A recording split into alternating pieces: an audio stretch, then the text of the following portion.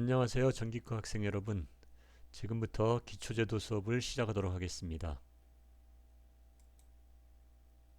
자, 기초제도의 대단원 제1단원은 제도의 개요입니다. 이 제도의 개요에는 중단원이 3개가 있습니다. 제도의 개념과 도면의 분류, 그리고 제도 연구 및 준비로 되어 있습니다. 그 중에서 오늘 우리가 수업할 내용은 1. 제도의 개념이 되겠습니다.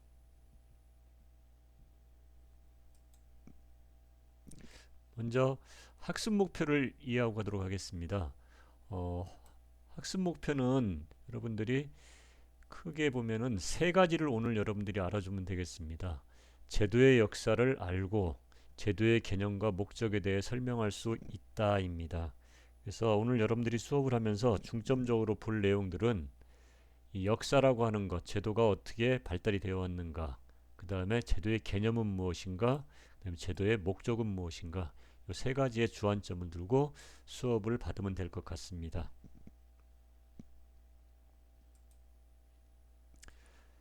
자, 먼저 제도의 역사입니다.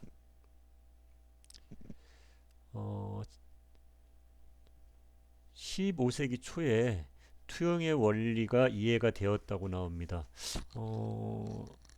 투영이라고 하는 단어 여러분들 알고 계시나요? 투영이라고 하는 것. 이 투영이라고 하면은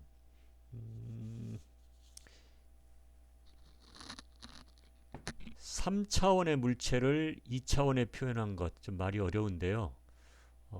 여러분 1차원이라고 하는 거는 점이나 선으로 이루어진 것이고요.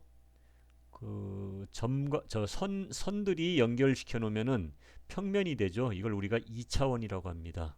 그리고 평면과 평면을 모아 놓으면 그것이 3차원이 돼서 입체 도면이 되는 겁니다.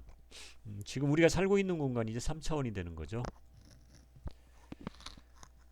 그래서 그 3차원의 물체, 즉 다른 말로 얘기해서 입체적인 물체죠. 그 입체적인 물체를 2차원에 표현했으니까 평면상의 표현을 하는 것을 우리가 투영이라고 그럽니다.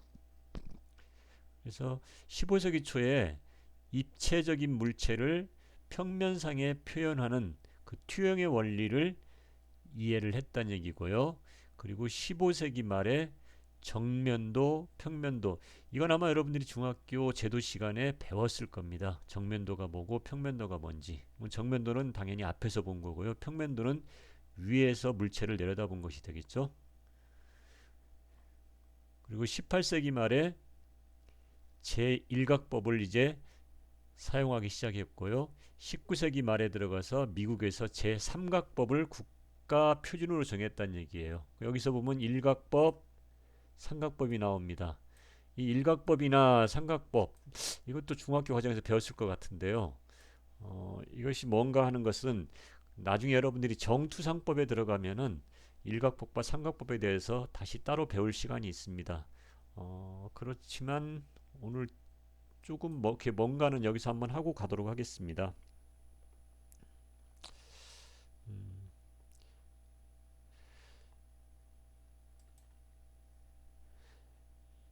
자, 여기 보면 입체적인 물체가 하나 있네요. 이 물체를 지금 이 방향에서 봤을 때 당연히 이쪽 부분이 이제 정면 부분이 되겠죠. 여기가요. 그래서 어, 앞에서 본 것을 우리가 정면도인데 정면도가 이곳에도 하나 있고 이곳에도 하나 있습니다. 여러분들이 이걸 이렇게 나눠서 생각을 해보세요. 자, 위에 쪽 이쪽에 있는 그림을 보면은 정면도의 오른쪽에, 그러니까 정면도의 우측에 우측면도가 있고요. 정면도의 좌측에 좌측면도가 있습니다. 정면도의 우측에 우측면도, 정면도의 좌측에 좌측면도가 있습니다. 그리고 정면도의 위에 평면도, 즉 위에서 본 걸 위에다 그렸다는 얘기고요. 아래에서 본 거는 저면도를 또 아래다 그렸습니다. 자, 이게 제3각법입니다. 미국에서 표준으로 정했다는 것이 바로 이런 형태로 그림을 표현한 것입니다. 거기에 비해서 아래쪽을 한번 보세요. 아래쪽을 보면은 정면도를 기준으로 했을 때 우측, 즉 오른쪽에서 본 것을 정면도의 왼쪽에다 그렸어요. 반대 방향에다가. 그리고 정면도의 왼쪽에서 본 그림을 오른쪽에다 그렸습니다. 좌측면도를. 그러니까 반대로 그렸죠. 그것뿐만 아니라 아래에서 본 저면도를 위에다 그렸고요. 위에서 본 평면도를 아래에다 그렸습니다. 그래서 가만히 보면 이 삼각법은 정반대로 되어 있는 걸 알 수 있습니다. 이걸 우리가 몇 각법이라고 그러냐? 일각법이라고 합니다. 우리나라는 제3각법을 표준으로 하고 있습니다. 미국하고 같아요. 그리고 그래서 우리가 주변에서 흔히 보는 정투상도에서 그려진 그림들은 그림이라네요. 그 도면들은 삼각법으로 그려진 것을 알 수가 있습니다. 그래서 아까 얘기했듯이 일각법과 삼각법에 대해서는 나중에 다시 수업하는 과정에서 나오니까요. 그때 가서 정확한 설명은 다시 한번 해주도록 할게요. 지금 여러분한테 보여준 그림이 하나 있습니다. 자, 이 사람이 누구일까요? 라는 것입니다. 이 사람은 이탈리아 르네상스를 대표하는 아주 근대적인 인간의 전형이라고 그러죠. 레오나르도 다빈치입니다. 우리가 레오나르도 다빈치 그러면은 다빈치 그럼 가장 여러분들이 모나리자라고 하는 그림을 먼저 연상을 할 거예요. 그리고 그 뭐죠? 최후의 만찬 이 작품도 그 작품도 이 화가가 그린 거죠. 그러다 보니까 우리는 이 다빈치를 화가라고 생각하기 쉬운데요. 어, 이 사람은 정말 만능이에요, 만능. 그림만 그린 게 아니라 조각품도 많이 남겼고요. 그 다음에 그, 그 당시에는 생각하기도 어려운 여러 가지 물건들을 고안을 해냅니다. 뭐 대표적인 게 지금 쓰고 있는 헬리콥터 원리라던가요. 낙하산 같은 거요. 심지어는 물론 만들었다기보다는 그 당시 그 사람이 가지고 있던 아이디어 노트라고 해야 되나요? 그 노트에 보면은 그런 그림들이 지금도 그려져 있죠.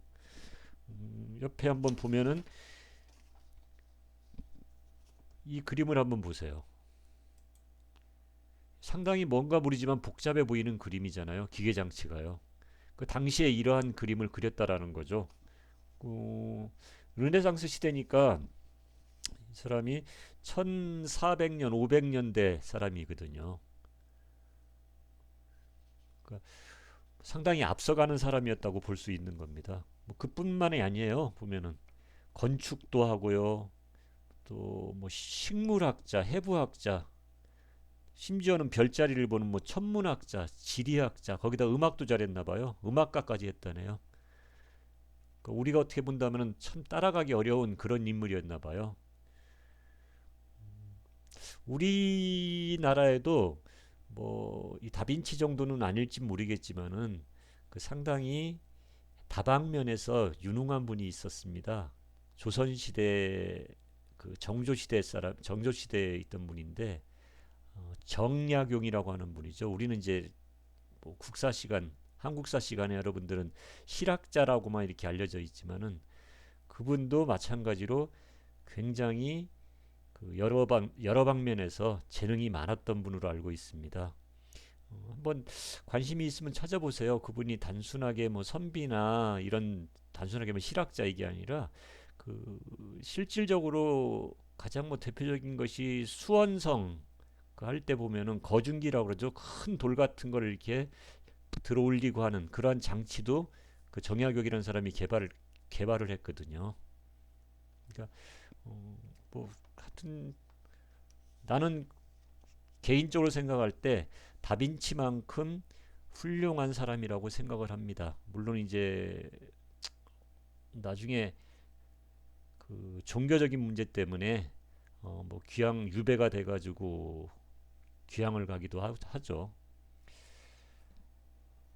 자, 어쨌든 이 다빈치라고 하는 사람이 이러한 식으로 제도에도 많은 영향을 미쳐가지고 제가 오늘 소개를 해줬습니다.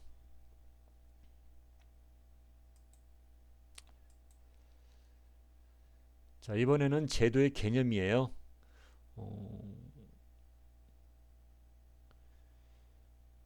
이 제도라고 하는 것은 결국 이제 사람과 사람의 약속이거든요. 뭐 그림을 잘 그리는 사람이야 그림을 정말 잘 그려서 어떤 사람이 보든지 간에 실제 물체를 알아볼 수 있게 그려주면 가장 좋겠지만 모든 사람이 다 그런 재능을 가진 것도 아니고요. 또 실제 물건을 그려서 표현을 하는 데는 한계가 있습니다. 왜요? 물건의 속이 안 보이고 물건의 뒷면은 볼 수가 없잖아요. 그렇다면 사실 우리가 볼 수 있는 거는 눈에 보이는 앞쪽에 있는 부분밖에 안 됩니다.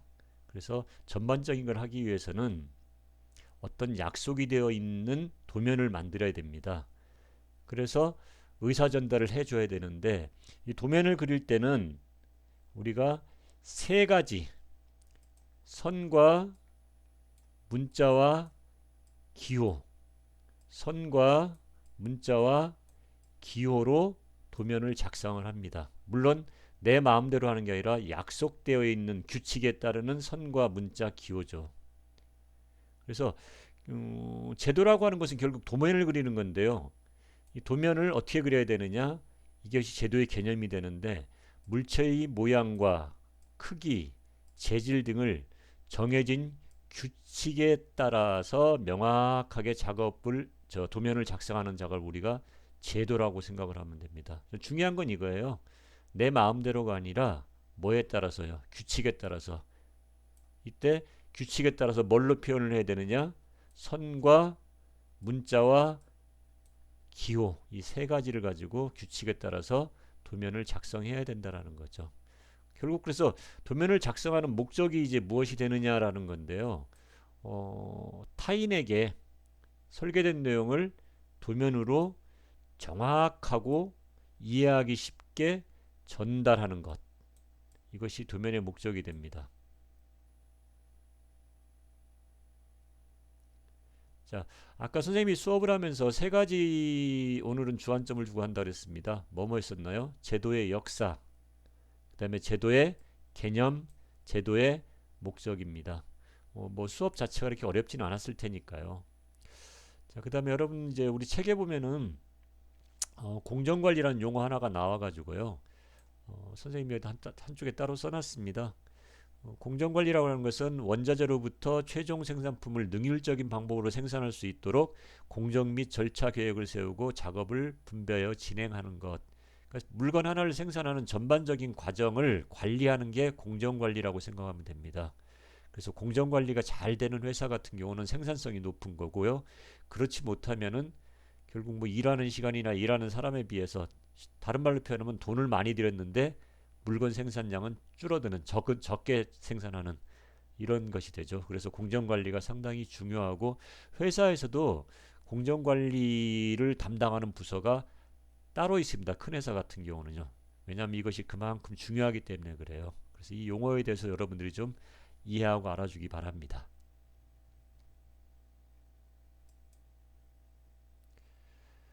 자, 이제 오늘 정리인데요. 여러분들 그 교과서에 보면은 그 책에 나와 있어요. 그래서 여러분들 책에다가 한번 체크를 해가면서 정리를 한번 해보세요. 제도의 역사는 무엇이었고, 제도의 개념은 무엇고, 제도의 목적은 무엇이었나 해서 제도의 역사에서 우리가 아까 얘기했듯이 뭐 투영이라고 하는 단어에 대해서도 공부했고요. 일각법, 삼각법도 공부를 했습니다. 그리고 아까 하나를 빼먹었네요. 오늘날에는 이제 많은 것들이 컴퓨터가 발달하다 보니까 CAD를 이용해서 제도를 많이 합니다. 그래서 많은 부분이 자동화가 돼 있어서 뭐 선 같은 경우도 예전에는 우리가 사람이 선 굵기를 조정하는 게 쉽지 않았는데 지금 뭐 컴퓨터가 하니까요. 그냥 숫자만 입력하면 그 두께로 되고 뭐 이렇게 됩니다. 그러니까 제도도 지금은 많이 발달돼 있다고 보면 됩니다. 그리고 이제 제도의 개념은 아까 뭐라고 설명했었죠?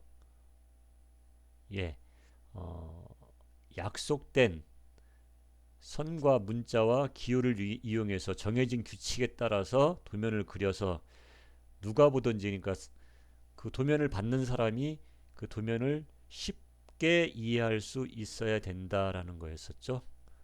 그래서 여러분들이 오늘 학습한 내용을 마지막 뒤 단원 정리에다가 책에다가 정리를 한번 해주길 바라겠습니다.